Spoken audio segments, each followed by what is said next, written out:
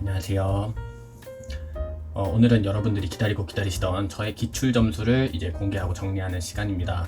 제가 서성한, 중경, 외시, 건대, 홍대, 국민대, 숭실대 이렇게 11개 학교를 지원했었는데요. 제가 편입 준비하면서 한 10월부터 12월까지 3개월 정도 쭉 이렇게 기출문제를 풀었었어요. 그리고 저도 이제 합격한 사람들이 어느 정도 기출문제 점수가 나는지 너무 궁금했었으니까 이거를 여러분들께 공개합니다. 한번 가보시죠.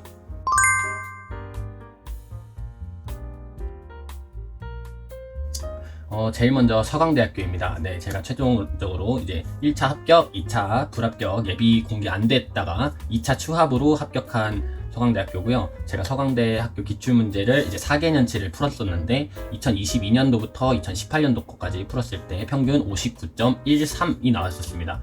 생각보다 되게 낮죠. 저도 그래서 서강대학교가 보통 한 50점 중후반대, 그리고 제일 잘 나왔던 22년도 게 그나마 쉬웠는데도 70점밖에 안 나와서 서강대는 정말 나는 그냥 포기하고 그냥 연습하러 간다고 생각해야겠다 이러고 갔는데, 막상 딱 시험을 보러 갔는데 정말 너무 쉽다고 느껴졌고, 그래서 그때 약간 진짜 이거 될지도 모르겠다 이런 생각을 했던 것 같아요. 그런데 이제 2차 딱 결과 나왔는데 이제 불합 딱 뜨길래 역시 그냥 서강대는 내가 갈 곳이 아니었구나 했는데 추합이 떠서 되게 놀랐던 기억이 납니다.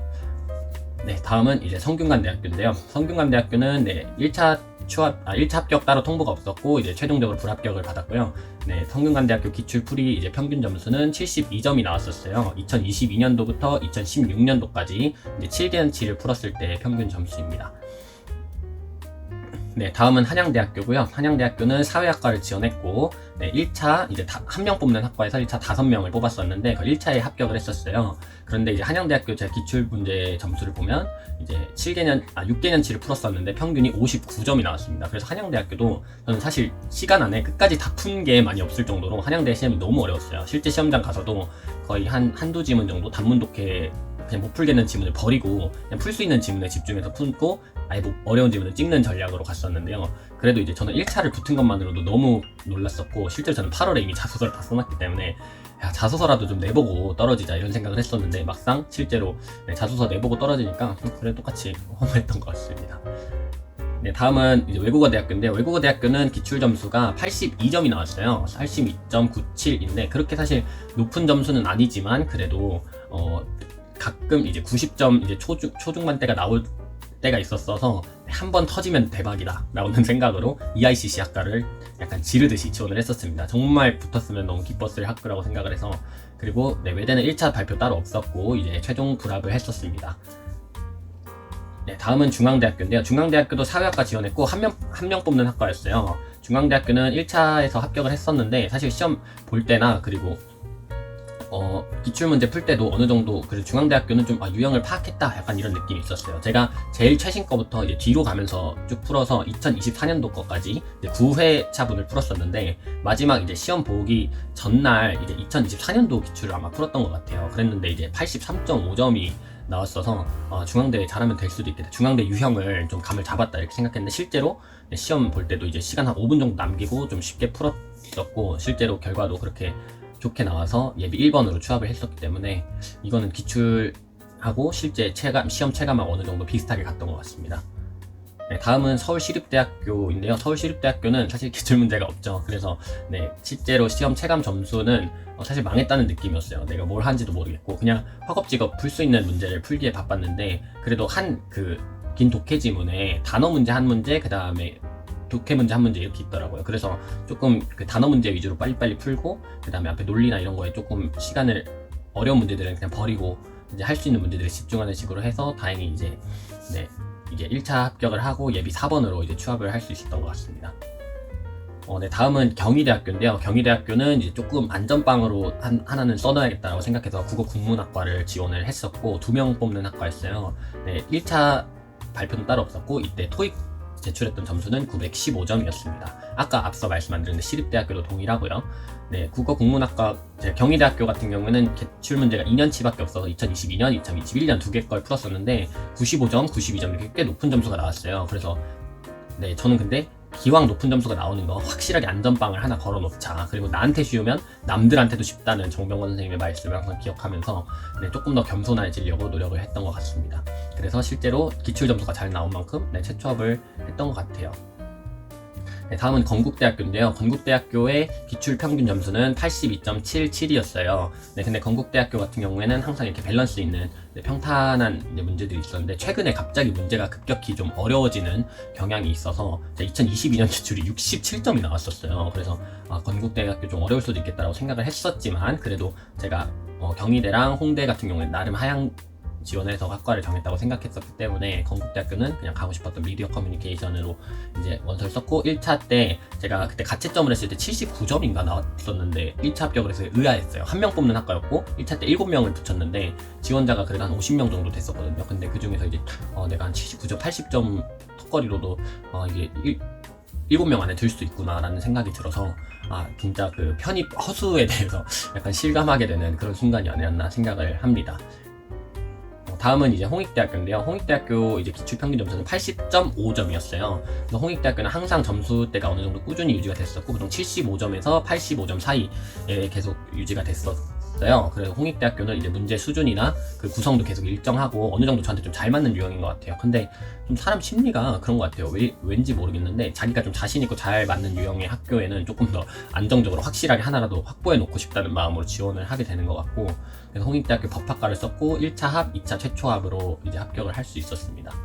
네, 그런 반면에 이제 서강대 같은 외대 같은 조금 애매한 데는 오히려 이제 진짜 가고 싶은 학과를 질렀던 게 왜 그런지 모르겠어요. 여러분들도 이제 원서 접수할 때 조금 객관적으로 어떻게 전략을 세우실지 한번 잘 생각해 보시면 좋을 것 같습니다. 네, 다음은 이제 2개 남았습니다. 국민대학교인데요. 국민대학교는 영어 영문학과를 썼고 이것도 한 명 뽑는 학과였어요. 한 명 뽑는 학과였고 실제로 한 경쟁률은 50대 1이었는데 그날 이제 이화여대랑 시험이 겹쳐가지고 막상 시험장에 가니까 한 25명 정도밖에 없는 거예요. 그래서 이거는 25대 1에서 살아남아야 되는 거구나 라고 생각을 했었고 기출 점수는 한 82.4점이 나왔었습니다. 국민대학교 같은 경우는 2022년도에 이제 편입학 모집을 안 했었기 때문에 기출 문제가 없어서 그 전년도 이제 기출을 풀었었고 그런데 이제 올해 2023학년도 같은 경우에는 시험이 갑자기 확 쉬워졌어요. 근데 진짜 깜짝 놀랐던 게 정방공 교수님께서 이제 지난번 시험 같은 경우에는 변별력이 필요했어서 시험이 좀 어렵긴 한데 이번 국민대 시험은 확 쉬워질 거다 이렇게 얘기했는데 진짜 그렇게 나와서 너무너무 깜짝 놀랐었고 그리고 실제로 D시리즈에 나왔던 지문에 딱 그 선지나 그 논리 구성에 딱 그 빈칸 문제가 똑같이 나온 거예요. 그래서 와 진짜 그 정병훈 선생님의 그 쪽집게 능력에 감탄을 했던 시험이었던 것 같습니다. 그래서 평균 점수 이제 82.45에서 한 명 뽑는 학과에 최초합을 했었습니다. 그 다음에 마지막으로 숭실대학교 영문과입니다. 숭실대학교 영문과 같은 경우에는 이제 1차 합격하고 2차에서 예비 1번을 받고 이제 1차 추합으로 합격을 했었는데요. 사실 숭실대 같은 경우에는 제가 막바지에 그냥 기출 풀이를 했었어요. 사실 그냥 거의 독해 비중 이빠이 있는 문제였어서 제가 뭐 굳이 그 유형에 약간 중앙대나 뭐 한양대 유형을 많이 하고 또 외대 유형도 어느 정도 숭실대가 대비가 되는 것 같아요. 그 외대 독해도 이제 그 전체 문장의 그 논리적 구성이나 그 핵심 주제를 파악하면 다 풀 수 있는 문제인데 숭실대도 뭔가 그런 잡다한 독해를 안 물어보고 지문은 긴데 그 지문의 핵심 주제를 이해하면 다 풀 수 있게 그 문제 자체는 쉬운 편이에요. 그래서 숭실대학교는 제가 2개년치만 풀었었는데 이제 87점, 81점 이렇게 해서 84점이 평균으로 나왔었고 실제로 그 어떤 그 강사님 이제 숭실대 정병훈 교수님은 숭실대 기출풀이를 안 하셔서 이제 다른 강사님 수업을 듣는데 숭실대는 뭐 90점 이상이 아니면은 합격이 없다 이렇게 얘기하셨는데 모르겠습니다. 그날 막상 시험날 제가 엄청 잘 봤는지 모르겠지만 막상 저는 이제 기출 성적이 84점 평균 84점이었는데도 이제 예비 1번으로 합격을 했으니 역시 시험은 까놓고 봐야 되는 것 같습니다. 아무래도 일반과 학사의 차이도 있을 것 같고요. 학사라서 조금 더 커트가 낮았을 수도 있겠다는 생각도 드네요. 네. 그리고 추가로 제가 지원은 안 했지만 이화여자대학교 기출문제를 제가 연습 삼아서 한 8개년치를 풀었었어요. 9월 이제 들어가면서 이제 처음에 이제 9월 달에는 아직 선생님이 이제 기출문제를 풀지 말라고 하셨었는데 일단 일주일 정도 텀이 남아있는 기간에 이제 할 게 없어서 이화여자대 기출문제를 이제 풀면서 좀 감을 익히려고 했었던 것 같고요. 이대 기출 평균은 제가 67.5가 나왔습니다. 근데 이대 같은 경우에는 좀 그 난이도도 있고 해서 한 70점대만 꾸준히 나와도 어느 정도 합격권이라고 하더라고요. 그래서 이대도 만약에 제가 뭐 지원을 했었으면은 조금 그래도 결과를 기대해 볼 수 있지 않았을까 하는 생각을 해봅니다. 네. 아무튼 어느 정도 궁금증이 해결되셨나요? 네. 결론은 결과는 모른다는 겁니다. 사실 그래서 여러분들이 저는 학원에서 컨설턴트랑 상담을 할 때 서강대 영문학부가 아니라 그냥 서강대 쓰지 말라 그랬어요. 왜 쓰지 말라 그랬냐면 그 시험 이제 여러 개 시험을 계속 보잖아요. 근데 서강대 같이 이제 본인 기출이 안 나오는 시험을 보면 멘탈이 나가서 다른 데도 같이 망치니까 그냥 서강대 아예 지원하지 마라. 전략적으로 가야 된다. 뭐 이런 진짜 말도 안 되는 소리라는 거예요. 뭐 멘탈이 중요한가요? 그냥 한 개 티켓이라도 더 받아야지. 사실 뭐 멘탈이 얼마나 그 시험 성적에 큰 영향을 미치는지 저는 잘 모르겠습니다. 제가 멘탈이 강한 거니까요. 그래서 저는 뭐 멘탈이 뭐 아무리 흔들리고 해도 어차피 아는 건 아는 건 보이고 모르는 건 안 보인다. 저는 그렇게 생각을 해서 뭐 체력 관리 때문에 뭐 시간 분배를 하고 뭐 이렇게 하시는 분들도 있는데 저는 3일 연달아 매일 2개씩 시험을 봤는데 뭐 그런 거 신경 안 썼어요. 왜냐면 막상 이제 아무리 피곤하고 뭐 아침 7시, 6시에 일어나서 아침에 시험 보고 오후에 또 시험을 봐도 그 시험장 딱 들어가서 앉아서 그 시험 보는 그 1시간 또는 2시간 동안은 막 아드레날린 폭발해서 어차피 집중이 안 될 수가 없어요. 근데 지금 내 1년 동안 공부한 거 쏟아붓는데 뭐 졸음이 오겠어요.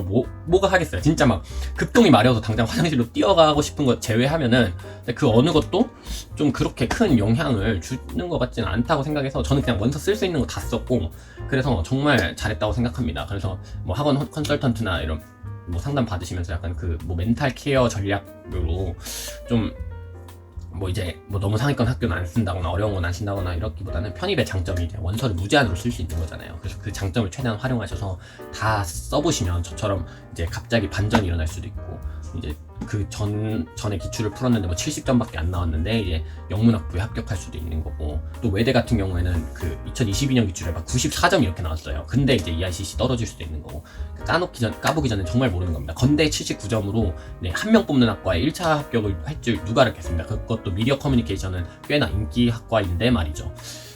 네, 그렇습니다. 그래서 결론은 그냥 여러분들이 이렇게 참고하셔서 조금 더 자신감을 가졌으면 좋겠어요. 이제 서강대 뭐 영문 합격했다, 뭐 인서울 편입 7관왕이다 이렇게 하면은 뭐 엄청난 이제 성적배를 막 유지했고 그럴 것 같은데 막상 그렇지도 않죠.